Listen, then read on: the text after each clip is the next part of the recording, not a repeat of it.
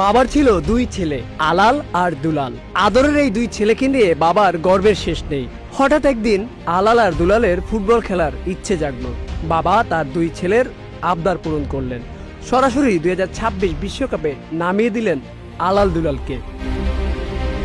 বড় ভাই আলালকে দিল সহজ গ্রুপে, আর ছোট ভাই দুলালকে দিল কঠিন গ্রুপে, যেন বড় ভাই আলালের মতো দুলাল পরিশ্রমী হয়ে ওঠে।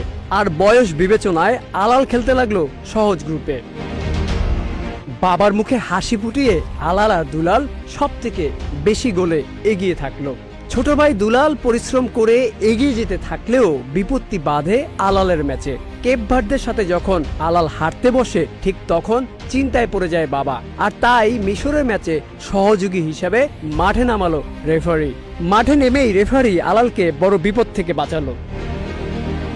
আলাল ও দুলালের বাবা স্বপ্ন দেখছে তার দুই ছেলে ফাইনাল খেলবে, তবে পরিকল্পনায় বাদ সাজে কিছু দল। তারা ভালো খেলে তার টেনশন বাড়িয়ে দিচ্ছে। এজন্য আলালের খেলায় দুলালের রেফারি ও দুলালের খেলায় আলালের রেফারি নিয়োগ দিয়েছে। মিশরের ম্যাচে আলাল যখন বিপদে পড়ে, তখন দুলালের একজন রেফারি তাকে বাঁচায়। আর তাই দুলালের ম্যাচে খুশি হয়ে আলাল 5 জন রেফারি পাঠাবে বলে জানিয়েছে।